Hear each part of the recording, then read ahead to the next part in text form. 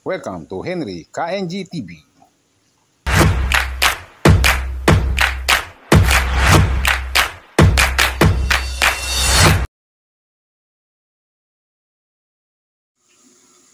morning po. Ngayon po ay magluluto tayo ng pansit.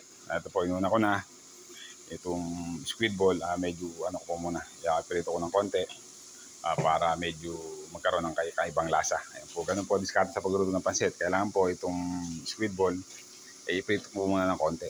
Yun, ganun po. Para pag ano po, hindi po siya madurog. Kapag sinangkot siya na, hindi siya madurog. Ganun po. Tapos po, nakaready na po yung aming mga gamit dito. Ito na po yung sibuyas, yung bawang. Ito, may Knorr chicken cubes po. Ito po yung baggy beans, charo, kinchay, carrots. Ayun po yung sahog namin, sampicho. Tsaka yung, siyempre, yung chicken liver. Tapos po may saging po dito. Ready na po lahat ng gamit namin dito. 1 kilo po yung lutuin namin na pansit. Tapos po may kasama pa po yun na sotanghon. Yan po, medyo nag-golden brown na po. Hanguin ko na po siya. Ayan po, ngayon mag-isa na tayo ng bawang at sibuyas. Pagsasabayin ko na po yan. Okay lang naman po yun. Bawang at sibuyas.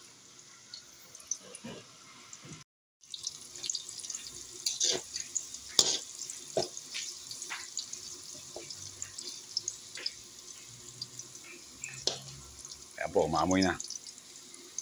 Ang bango, masarap po nagigisa. Ang bango. Dito po ako naguluto sa labas. Ayan, ito po sa labas ng classroom. Kasi nga po, itong pansit na to, ay papamerienda po ito doon sa mga atleta, sa mga bata na elementary. Lalaban po sila sa Central School ngayon. Doon po yung meet nila. Badminton, sepak takraw at saka iba pa pong mga games. Tapos po ito, nakaready na rin po yung aking mga tubig. Dadalhin ko po sa kanila. Bali, susunod ko lang po yan kasi nga po may mga dala naman silang tumbler. Isasabay ko na po itong mga merienda. Tapos po yung puto, kukuhanin ko doon. Ano po ako ng puto. Gawa po ako ng puto sa kaibigan ko, kay Melvin Senya. Yun po. Bali, sabay-sabay ko na po dadalhin sa Central School yan. Ayan po, niluto nga po itong bawang at sibuyas. Susunod ko po dito ay yung manok. Para masangkot siya. Ayan po, lagay ko na yung manok. Yan, halo-halo lang.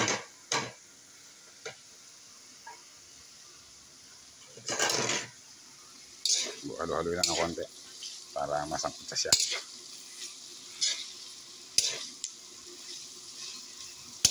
Ito po kasimple magluto ng pansit.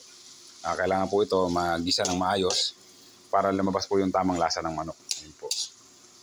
Ganun po yung nagluluto ng pansit. Kailangan po masangkot siya ng gusto para lumabas yung tunay na lasa ng manok. Ayan po. Sunod po dito ay yung chicken cubes para kumapit sa manok yung lasa ng chicken cubes. Ayan po, ilagay ko na yung chicken cubes. Bali, 3 chicken cubes po yung ilagay ko. Ito po kasi kaya nilagay ko na para po kumapit yung lasa ng chicken cubes dito po sa manok. Ayan po. Ngayon po, sunod po natin dyan ay patis. Para, ayun po. Po talaga yung di nawawala sa pagigisa ng mga Pinoy, patis. Patis or pisos.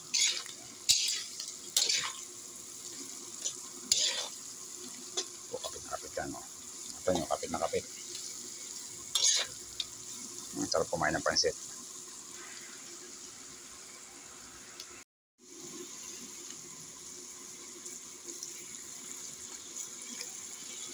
Ayan po, nilagay ko na yung patis. Ang bango.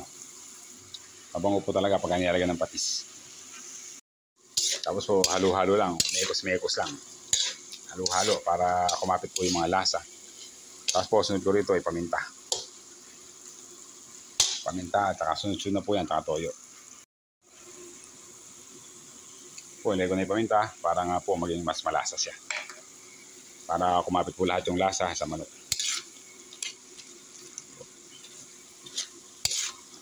Marami po akong nilagay ng paminta kasi nga po marami po akong lulutuin. Yan po yung nagpapasaw sa pansit, yung anghang ng paminta.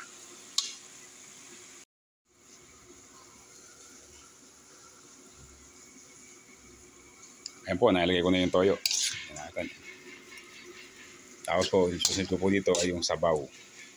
Ito pong squid ball, mamaya ko na po ilalagay yan. Unahin ko po muna itong sabaw. Tapos po, sunod-sunod na yan, pati mga gulay. Yan po yung pinaglagahan ko ng manok. Yan po yung pakukuluin po natin dyan yan. At kapag kumulo na, sunod-sunod na po natin ilalagay yung mga gulay. Pero bago po natin ilagay yung mga gulay, siyempre po yung squid ball muna. Unahin ko pong ilagay yung squid ball. Antayin lang po natin kumulo. Tapos po nun, yun na. Lalagyan na po natin lahat. Ayan po, kumukulo na. Ngayon po ilalagay ko na itong mga carrots. Marami pong carrots. Masarap po yan. Pagpalakas po ng katawan ng mga, ng mga bata. Carrots.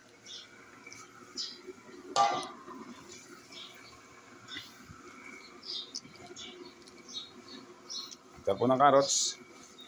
Sunod ko na po yung chicharo. Chicharo. Ayan po, maraming gulay. Mas maraming gulay, mas masarap. Tapos nga po itong beans. Pero pagyari po niyan, sunod ko po muna itong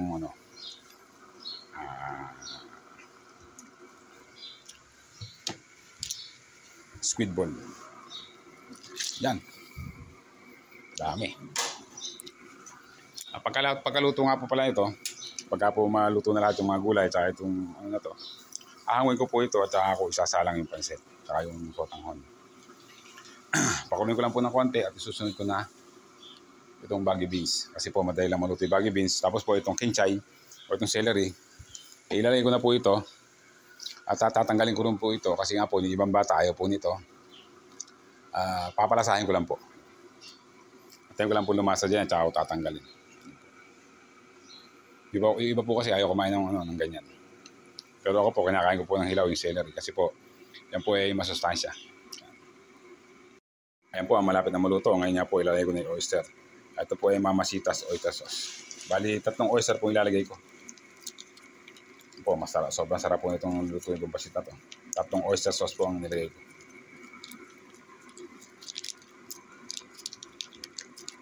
Para po sigurado, ganado yung mga bata ito sa pagkain. Ayan po, 3 oyster sauce. After po nyan, ilalagay ko na po itong baggy beans. Huli ko pong ilalagay itong repolyo. Po yung baggy beans, daming gulay.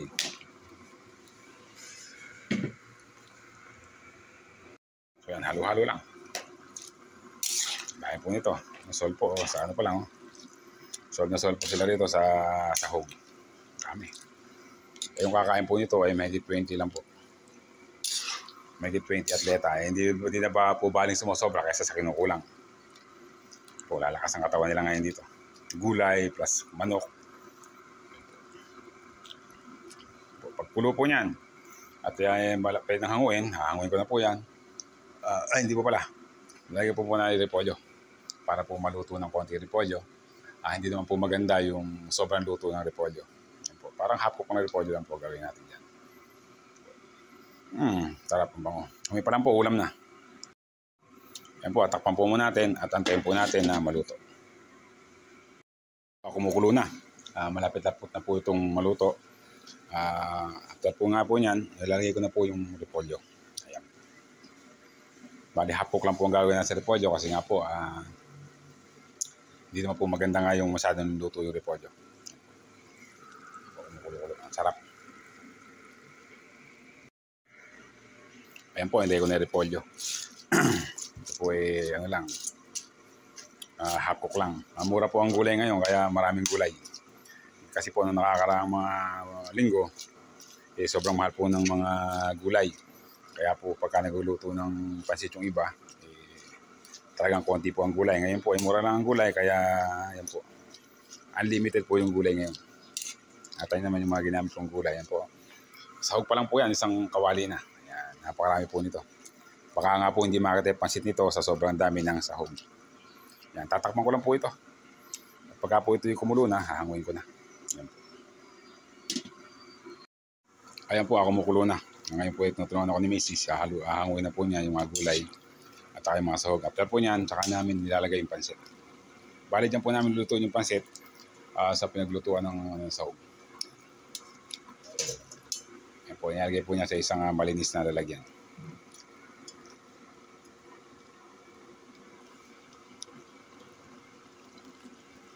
Dami.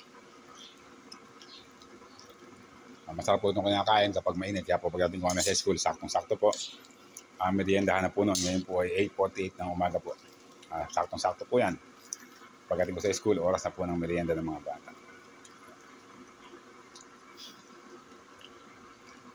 Kaya ngayon po ay nahangon na natin. Ilalagay na po natin ngayon yung pansit. After po ng pansit, sotanghon po ang gusto natin. Antayin lang po natin yung maluto yan.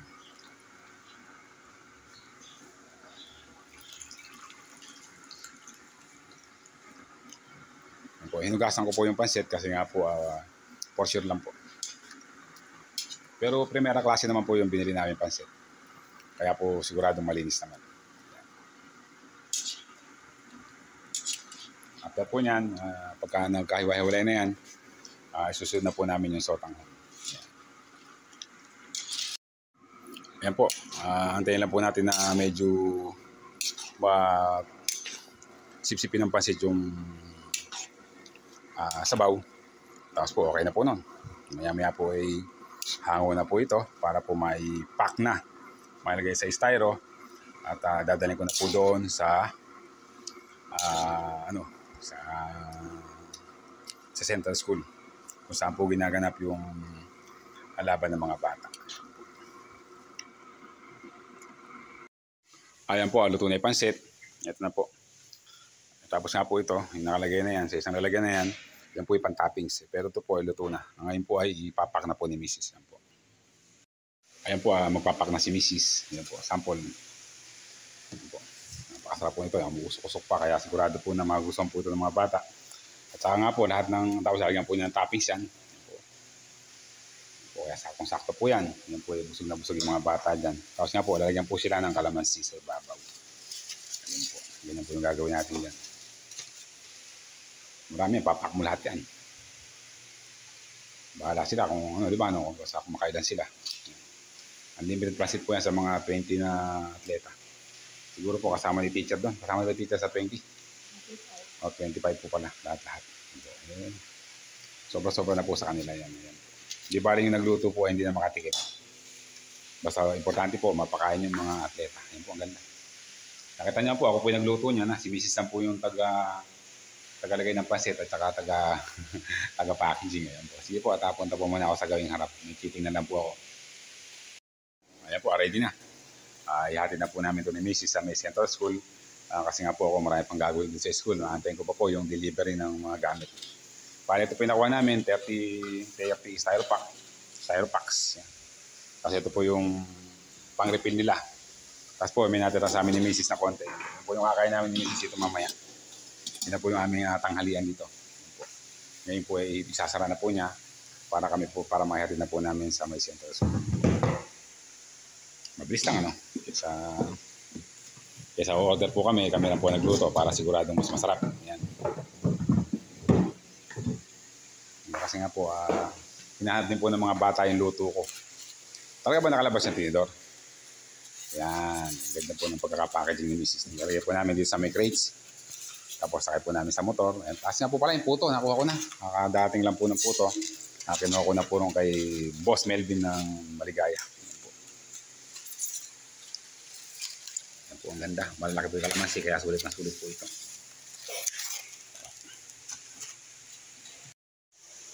Ito na po. Nakaready na po. Bali 30 po yung nakuha namin. 30 styro. Po nilalagyan na po ni Mrs. ng mga tinidor. Tapos nga yan hihiwaan ko na lang po siya ng kalamansi para masarap. Ayan po. Anday po. Ayan po. Kami naman po ngayon na kumakain. Kadating lang po namin. Galing po kami sa Central School. Natin na po namin yung merienda. Ito po yung natira sa amin ni Mrs. na isang plato. Pansit. Puro po pasalamat ng sinasabi ng mga bata at mga teacher. Dahil nga po, masarap daw po yung pagkakaluto namin ni Mrs. Yan po. Kain po tayo. Yan, kita niyo po, ang dami pong gulay, ang daming sahog. Ayun po. Magkano yung nagastos natin? Bali, ano lang po ito. Dahil mura nga po ang gulay, ay hindi po gano'ng kalakihan. Papakain po kami ng halos sa ano yun, halos 30 tao po ang napakain namin. Kasama na po yung mga bata. Kain po tayo. 30 packs yun. Plus yung naka isang tupper. Mahigit yun, mga 35 yun. Nasa 40. Po, ang ganda po ng pasit ko.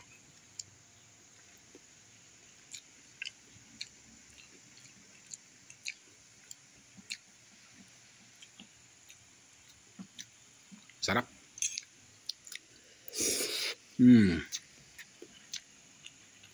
Po, hapon na naman. Kaya na nga po pagka luto ko ng pansit at paghatid namin dun sa may Central School, natira ko yung mga atleta. Ito na po, ginawa ko po. Tinali ko po yung mga kamatis. Po. Tinali ko po lahat yan para po tumayo sila ng diretso. Ngayon po hindi sila babaloktot, kaso nga lang medyo nakukulot yata. Titira na yata ng punggos. Medyo nakukulot. Po, pumapangit. Medyo nakukulot pero okay lang po yan. Wag lang lahat. Wag lang po lahat, okay na yan. Yan po. Ngayon po oras naman ng pahinga. Hapon na naman po. Ngayon nga po yung holiday pero pumapasok pa rin po kami. Talaga po ganyan kami. Kahit holiday pumapasok pero may bulaklak po. Ang ganda. Ang ganda na po ng mga tanim po dito. Yan, ang ganda po nila. Yan po, dinili ko rin po kanina yan. Tapos po siguro sa makalawa ko didiligin yan. Yan po. Hindi naman po dapat didilig araw-araw. Ayan po. Tapos po ito mga pasuko dito. Ayan. Itutuloy ko na lang po ito. Kasi nga po, kinapos na po ako ng pintura. Tapos po, ayan, nilalagay ko, display ko na po dito yung iba.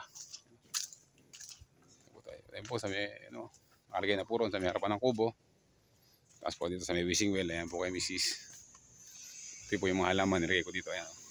Nakakita po ako ng upuan na sira. Nilagay ko po dyan. Ang ganda. Pati na ba tawag sa halaman na rin? Sa likod na rin. Kalachuchi. Ayan po, kalachuchi. Kalachuchi bonsai. Ito po yung mga espada. Tapos po ayan, espada rin po yan. Nagagay po ako ng gulong at saka yan, tiles.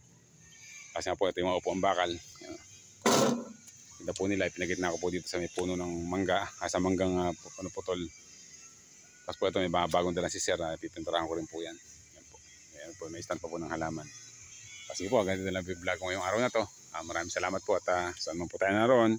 Iingat po tayo. Huwag po tayong magsasawang sumuporta sa aking YouTube channel. KNG TV po. Maraming salamat po at ingat po tayo lahat.